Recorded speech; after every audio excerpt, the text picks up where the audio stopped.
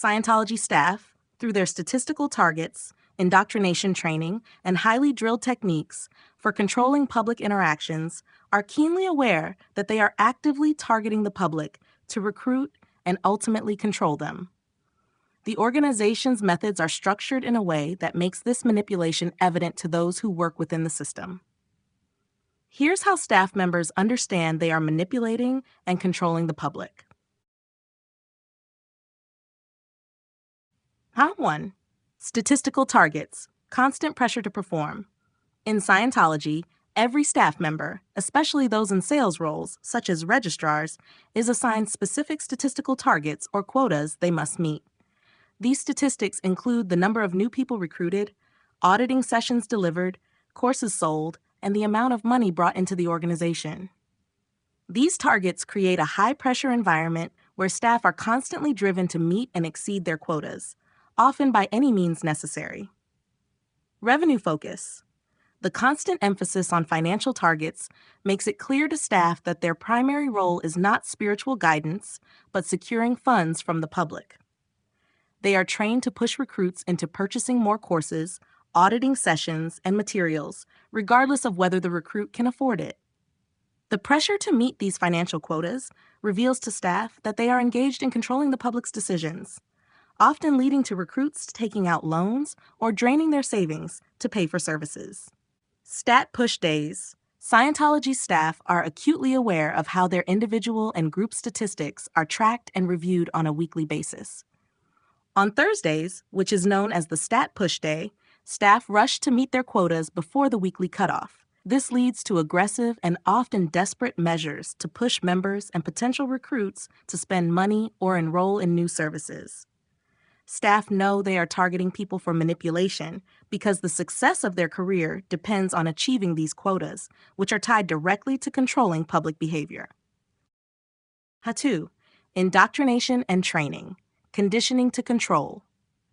From the moment staff join Scientology, they are immersed in a rigorous training and indoctrination program that teaches them how to communicate and control people in the public.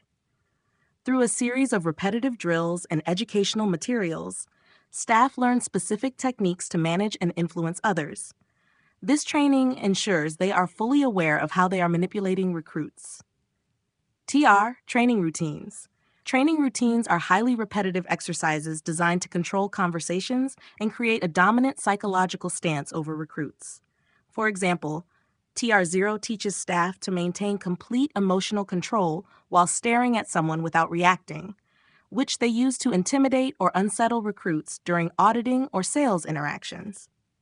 Other TRs, like TR3, involve repeating a question or command until the person complies, which conditions staff to persistently push recruits until they give in to Scientology's demands. Word clearing and thought control. Staff are drilled extensively in Scientology's jargon through word-clearing processes, ensuring they understand every term and concept with precise meaning. This allows them to dominate discussions with the public, using Scientology's complex language as a tool to obscure the reality of what they are asking the recruit to do. They are trained to control the narrative in every conversation, knowing that this confusion can lead recruits to feel dependent on Scientology for understanding. Ethics training. Staff are taught Scientology's ethics system, which includes categories of acceptable and unacceptable behavior, both for staff and public members. They learn that deviating from the organization's ethical code will result in punishment. More importantly, staff are trained to apply these rules to control others, understanding that by enforcing Scientology's ethics, they can make recruits conform to the organization's rules and behaviors, ensuring they remain loyal and compliant. Chapter 3. Love bombing and emotional control. Manipulating vulnerabilities. Staff are extensively trained in emotional manipulation techniques such as love bombing, where new recruits are overwhelmed with attention, praise, and flattery. Through their indoctrination and experience, staff recognize that this tactic is designed to emotionally hook potential recruits, creating a sense of belonging and validation that makes them more pliable and willing to follow Scientology's guidance. Emotional attachment. Staff know that by creating an intense emotional connection, recruits will feel indebted or obligated to stay involved. This sense of belonging is carefully cultivated and then leveraged to push the recruit deeper into Scientology's teachings. Staff are aware that this emotional control makes recruits more susceptible to future manipulation, including financial exploitation and control over personal decisions.